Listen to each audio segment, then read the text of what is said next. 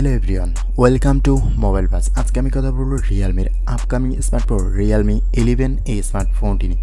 তাদের নাম্বার সিরিজের এই স্মার্টফোনটি লো রেঞ্জের ফোন হয়ে থাকে, 30,000 টাকার আশেপাশে এই স্মার্টফোনটি পাওয়া যাবে।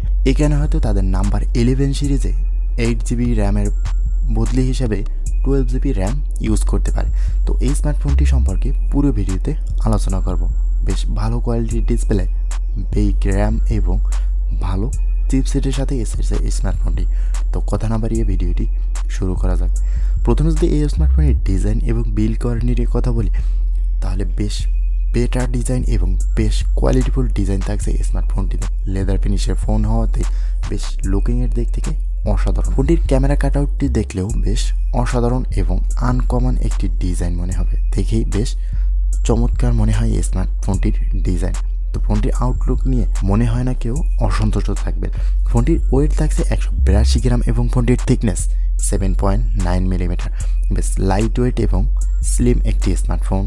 তবুও এই স্মার্টফোনটিতে বেশ বড়সড় ব্যাটারি ব্যবহার করে। এই ফোনটি পাওয়া যাবে দুইটি মাত্র কালারে, ব্ল্যাক এবং অরেঞ্জ। তবে অরেঞ্জ কালারের স্মার্টফোনটি অবশ্যই লেদার ফিনিশ। প্রথমে যদি ফোনটির ডিসপ্লে নিয়ে কথা বলি, তাহলে ফোনটিতে ব্যবহার করেছে 6.43 ইঞ্চির একটি সুপার অ্যামোলেড ডিসপ্লে, যাতে ব্যবহার করেছে 90,000 রিফ্রেশের এবং 1000 নিট ব্রাইটনেস। ফোনটির ডিসপ্লে রেজলিউশনে থাকছে 1080x2400 পিক্সেল, আর ফোনটিতে থাকছে 409 ppi পিক্সেল ডেন্সিটি।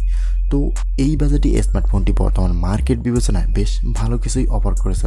তবে এখানে 90,000 বদলে 120Hz রিফ্রেশ রেটটা অবশ্যই মিস করবো। তো ওভারঅল ফোনটির ডিসপ্লে একেবারেই হতাশজনক না, বেশ ভালোই। হয়তো ডিসপ্লে সাইজটা আরও একটু বেটার হলে আরও ভালো হতো। এরপরে আসি এই স্মার্টফোনটি ক্যামেরা সেকশনে। ফোনটিতে ব্যবহার করেছে 64 মেগাপিক্সেলের মেইন ক্যামেরা, সাথে দেওয়া হয়েছে একটি 2 মেগাপিক্সেলের ডেপথ সেন্সর। আর ফোনটির ফ্রন্ট ফেসিং ক্যামেরায় থাকছে 8 মেগাপিক্সেলের সেলফি ক্যামেরা। তবে এখানে উভয় ক্যামেরা দিয়ে 1080p 30fps রেজুলেশনে ভিডিও রেকর্ড করার সুযোগ থাকছে।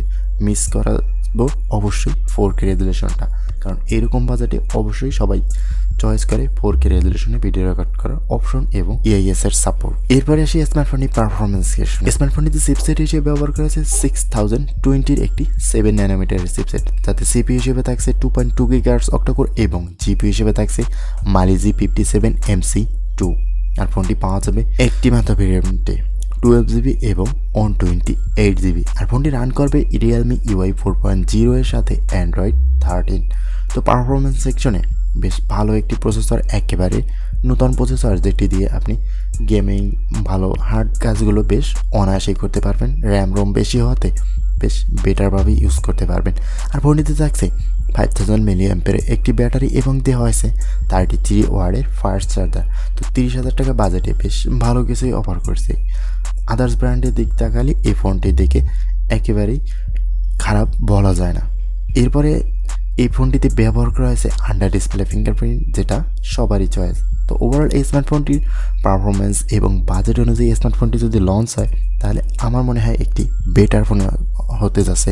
তো আপনার কাছে কেমন হতে পারে এই স্মার্টফোনটি অবশ্যই কমেন্ট করে জানাবেন। আজকের ভিডিওটি এই পর্যন্তই, কথা হবে নেক্সট কোনো ভিডিওতে। আল্লাহ হাফেজ।